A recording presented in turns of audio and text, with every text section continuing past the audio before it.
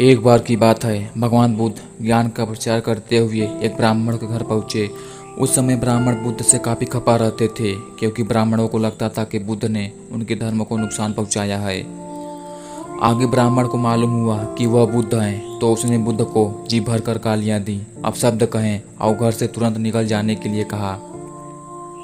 बुद्ध देर तक सुनते रहे। जब उस ब्राह्मण ने बोलना बंद किया तो उन्होंने पूछा, भाई, आपके यहाँ कोई अतिथि आते होंगे तो आप उनको स्वादिष्ट भोजन और मिठाइयों से स्वागत करते होंगे। वह ब्राह्मण बोला, हाँ बेशक। और यदि किसी कारणवश मेहमान खाने से इनकार कर दे तो आप उन पकवानों को फेंक देते होंगे। ब्राह्मण बोला, फेंकेंगे क्यों, हम उसे स्वयं ग्रहण कर लेते हैं। महात्मा बुद्ध बड़े ही प्रेम से बोले, तो मैं आपकी यह गालियों की भेंट को स्वीकार नहीं करता। आप अपनी वस्तु अपने पास रखिए। यह कहकर बुद्ध मुस्कुराते हुए वहां से चले गए। एक बार गौतम बुद्ध एक पहाड़ी टीले पर बैठे हुए प्रसन्न भाव से सूर्यास्त देख रहे थे।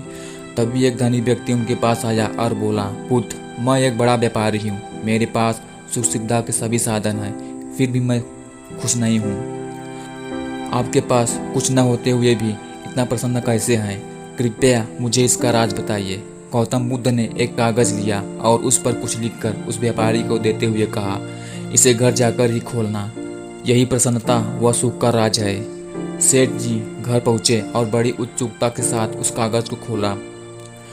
उस पर लिखा था, जहाँ शांति और संतोष होता है वहाँ प्रसन्नता खुद ही चली आती है। इसलिए खुश और प्रसन्नता के पीछे भागने के बजाय जो है उसमें संतुष्ट रहना ही प्रसन्नता का राज है। गौतम बुद्ध किसी उपवन में विश्राम कर रहे थे।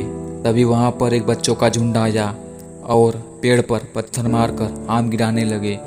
तभी एक पत्थर बुद्ध के सर पर जा लगा और खून बहने लगा। बुद्ध के आंखों में आंसू आ गए। बच्चे बुद्ध के आंखों में आंसू देखकर डर जाते हैं।